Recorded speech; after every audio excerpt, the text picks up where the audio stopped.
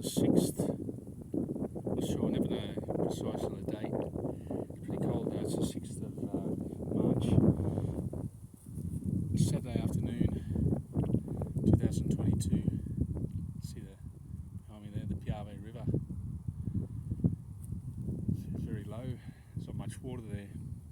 It hasn't rained much here for months. We just had a bit of rain last week, but only about half an inch.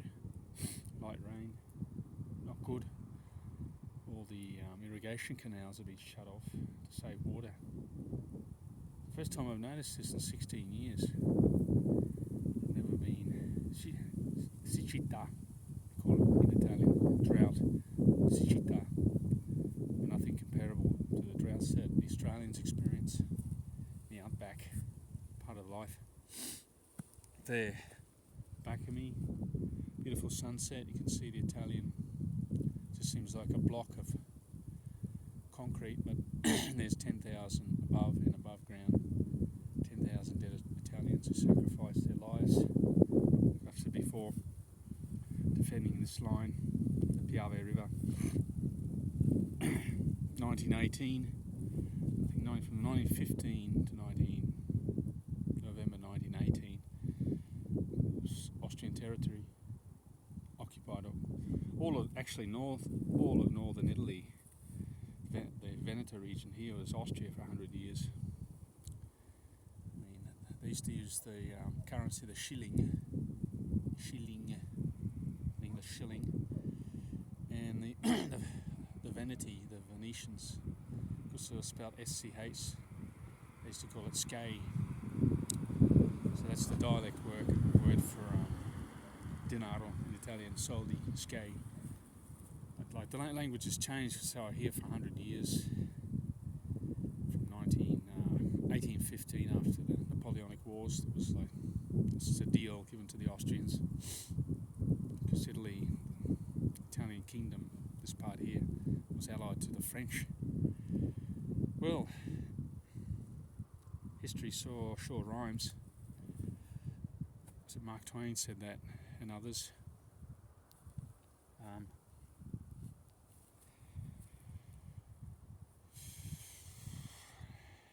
Very uncertain times we're living in. I mean, if I point in this direction here, 9 hours drive in a car, I'm in across the Ukrainian border. So this war is in Europe. And Italy is part of NATO, the North Atlantic Treaty Organization.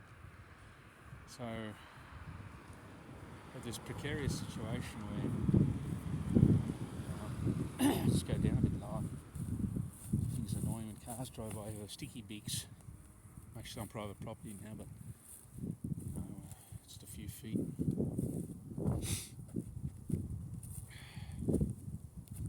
Beautiful landscape. Anyway, if they violate airspace or go into Ukrainian airspace, there's a confrontation between a Russian fighter jet or a battalion on the ground, or an incident could spark a full-blown conflict. Italy is part of NATO, and they'll have to participate, commit themselves. It's not good. Apart from that, notwithstanding, even though there's a war, I think the economic, beautiful landscape at the back of me there, as you can see, the economic conditions are not good. Wheat, Italy is not doesn't produce. I thought they did, or I thought they produced all their own wheat. They don't. It's only grown in Rovigo, a small province south of here. Not good at all. I mean, Australia's a big wheat producer, but Russia and Ukraine, massive wheat producers. I looked at the stats on Google,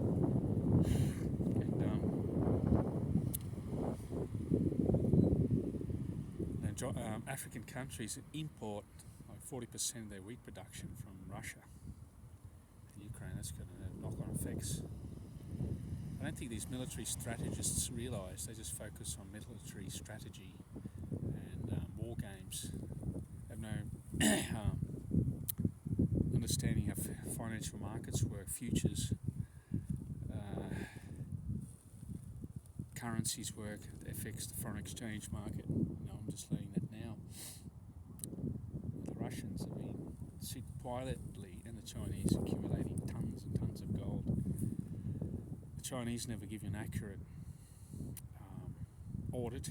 They say, oh, we've got 8,000 tons, but they believe there's no gold goes out of China. It's produced there, it stays there.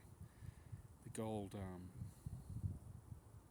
people who are involved with the Gold Council, who work in that industry, say there's accumulated 30,000 tons of gold.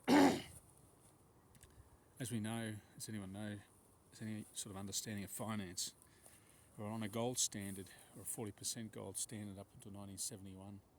The Americans took us off it, and they said, oh, the American dollars maintained its value, we used that. So they needed the money, they were printing money to finance their Vietnam War. But the French got wind of it and said, well, we don't believe you got all that gold. How can you stamp all these banknotes to be the equivalent value of the gold? So Nixon he said, the Nixon shock, he said, and you can see it if you want on YouTube, I'm announcing the temporary suspension of the convertibility of dollars to gold.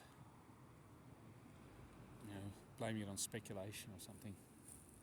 So from that moment on, we've had banknotes have slowly lost their purchasing power. Now it's accelerated.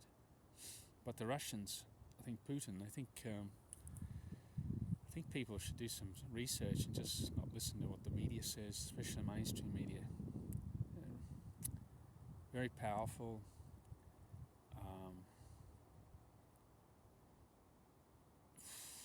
Not intelligent, but smart. It's all about focus on controversy and misery to sell advertising instead of getting to the truth. I mean, good journalism is hard to find. Anyway, the Russians say they've accumulated 2,500 tons of gold. Gold is the ultimate form of money. Bitcoin maximalists dispute otherwise. Some people say you can use both. Well, what's Bitcoin? It's a chain of digital signatures. That's what it is. Validated by proof of work, by people solving the hash power on the computer and the computer pool mathematical problems, and then being rewarded a coin. They say it pollutes. To some extent it does, but Bitcoin is the ASICs machines go to where the energy is the cheapest.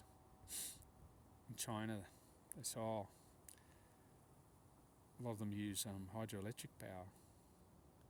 In El Salvador, they're going to use steam power, geothermal power to run processes, so it's going to be non-polluting. I mean, look at banks. There's thousands of ATM machines, banks. They use power every day to maintain air conditioning, lighting, to keep the ATM machines operational. That's using power and pollutes. Where's the power? Come on, power stations use coal, gas, fossil fuels. We can go to talk for hours about this subject. Anyway, just stop for a moment. I'll just do a bit of a walk back and forth. You can see the back of me. Nice day. The Alps, Italian Alps. Can't go too far in my private property. See the Prosecco crop here. Trimmed it all off. Hard work. A lot of migrants do it. I just passed. I want to do a film day. Past a radicchio farm. The Italian driver was doing the driving. You can see it, the boss, and there were Africans picking up the radicchio at the back of him. We'll do a film of it one day. So he does the hard work. Excuse me. It's the Africans do the hard work. I mean, there's some that come in and don't do anything. A lot of them do the work Italians refuse to do. Grandparents did. Their grandparents did, but these people don't. So most of this work here is done by Romanian cooperatives. Groups of people come out here, they get a good 3-4 months worth of work. What's bad about this is the sanctions. I mean, the Russians, they love Italian wine, and the Ukrainians, and Prosecco. This is Prosecco crop. This is where it's grown. It's exported all over the world. It's grown in no other part. Well, it's grown in Croatia, but this is where it is. It's actually started in Friuli, the original Prosecco. It's about an hour drive from here. Friuli, Venezia Giulia, Veneto. This is where it's produced. So if you drink a bottle of Prosecco, this is where it's most likely come from. There you go. Quiet Saturday afternoon. You have to do these rides to clear your head. I sit in front of my phone all day reading Twitter feeds. Pretty interesting. Some smart people, switched on people in the world that know really what's going on. It's not one-sided, this Russia-Ukraine thing. When you think of it, you do some historical research into history. Actually, Kiev is where Russia started from. Russia was always Ukraine was always part of the Russian Empire. And Lenin, in 1924, it's probably like a group of Russians ethnically or culturally diverse to another group of Russians wanting their region. So Lenin gave them autonomy. Same with the thing with the Crimea. Khrushchev gave in 1954, I think, there was a population of Ukrainians. But ethnically they're the same people, they're Slavs. I mean, same genetic gene pool. And that's where we get into this nonsense of fighting over ethnicity and culture, boundaries, and physical connection to land.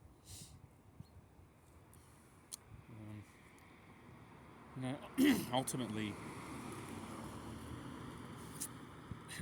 the goal would be to have a borderless planet. People could just go wherever they want. But I mean, it's just cyclical. Like here, it happened 114 years ago. The Austro-Hungarian Empire lasted for a long time. This was part of it. Parts of the Czech Republic, Hungary was part of the empire. They were loyal to the Habsburgs. And Franz Ferdinand, the king, the emperor. Austria was part of it. Prussia wasn't, even though they spoke German. Parts of Poland were part of it. So you had the First World War here.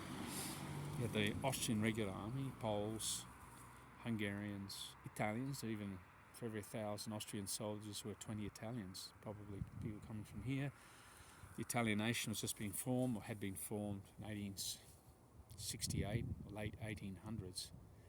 And the Venetians didn't particularly like the Austrians. They wanted them out, but they didn't particularly want to be part of this new Italian empire or country, because they were all these people coming from the south. They were considered, no offence if anyone ever watches this, Arabs. Spoke a different language. As a matter of fact, you can see the flag, the Italian flag at the back of me here. It's interesting, green, white and red. That was, if you flew that outside your property during the 1806 referendum here in Veneto, where they voted to leave, to have independence, because it was a republic for 1,000 years, you were considered a traitor. Now it's the Italian flag up, no one says anything. If you had a time machine and went back to 1866, probably would have got bashed having that flying outside your house. Well, I was going to do you got to watch what you do with your money, because I'm spreading on a monthly cost average. I'm spreading out my purchases, precious metals, some crypto, food.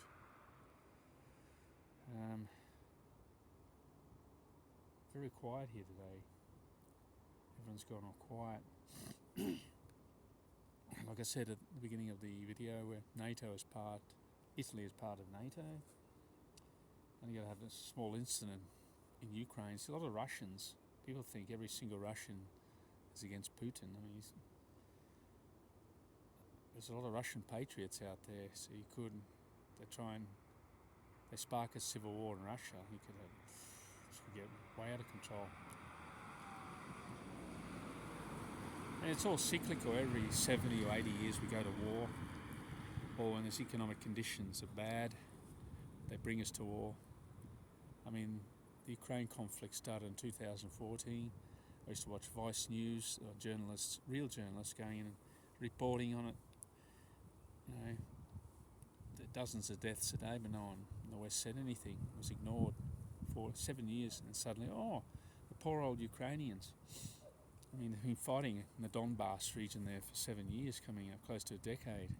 10 years ago it started.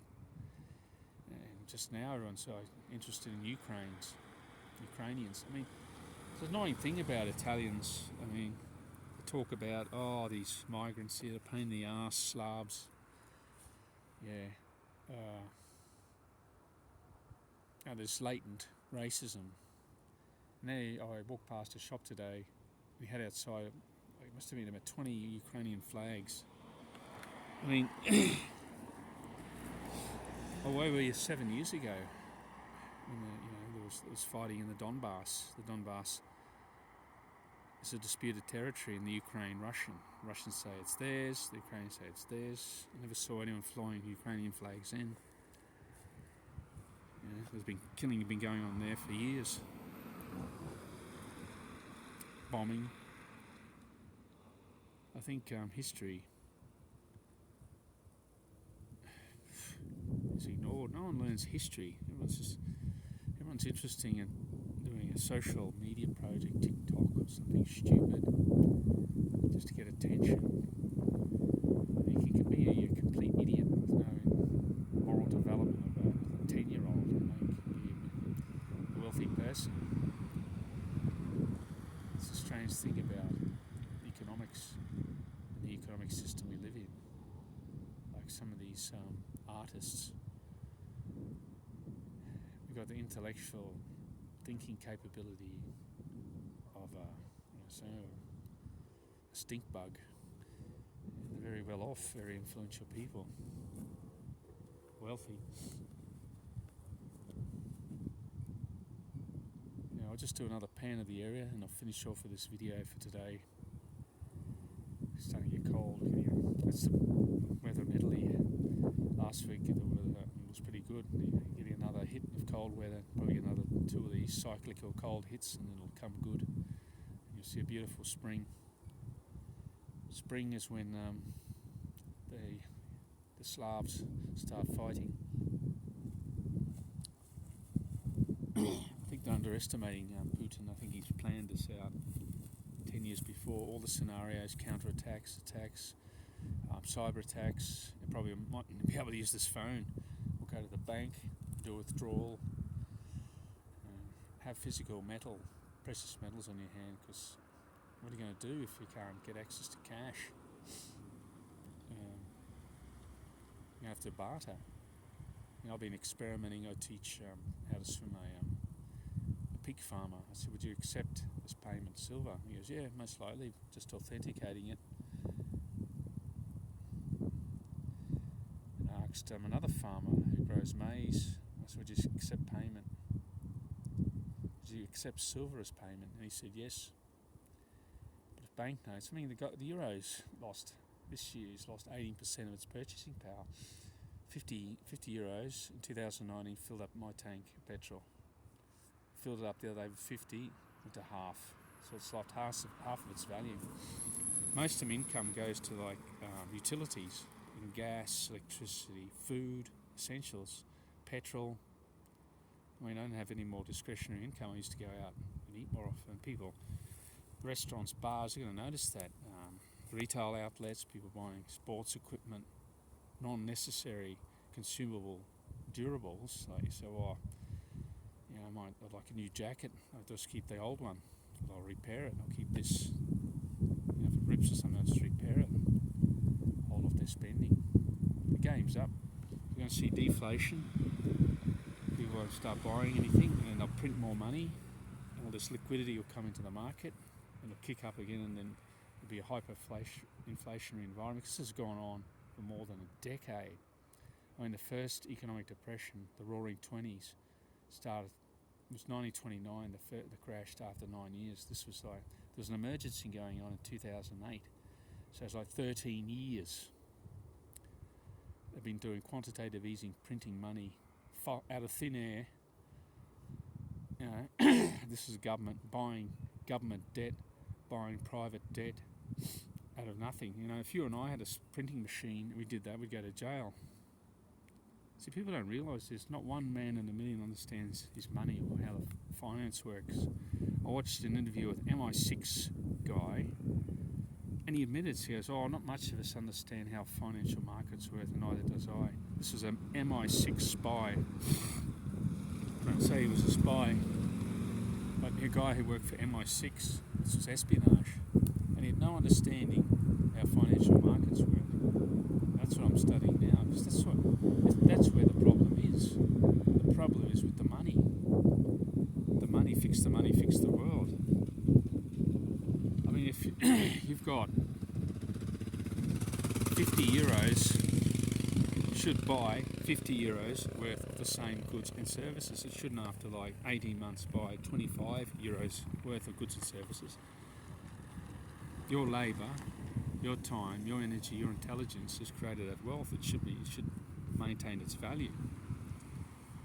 That's what digital coins have come onto the market. People can transact with one Satoshi. One Satoshi is like 1/10 of 1 cent. It doesn't cost anything. Micropayments. Nano payments. Have a look up at Bitcoin Satoshi Vision. Explains everything. The Bitcoin white paper, what it was about. It's not about speculation. People are using Bitcoin to speculate. They buy it at 30, wait for it to go to 70, sell it. Goes down to 20, they buy it, wait till it goes up to 60, sell it. It's not a. That's what it's not. That's not what its utility is. Its utility is for micropayments. If I'm a villager in Bangladesh, I can't open a bank account because you need a minimum amount. And with a digital currency like Bitcoin SV, I could transact with a farmer here. So okay, if digital currency, the chain of digital signature, one BSV, you say, okay, work out what the crop is worth. Okay, it's worth, make it equivalent of dollars. If I buy 20 cartons of Prosecco, it's like 500 euros, with the equivalent of like 0.08 BSV. Transact in that.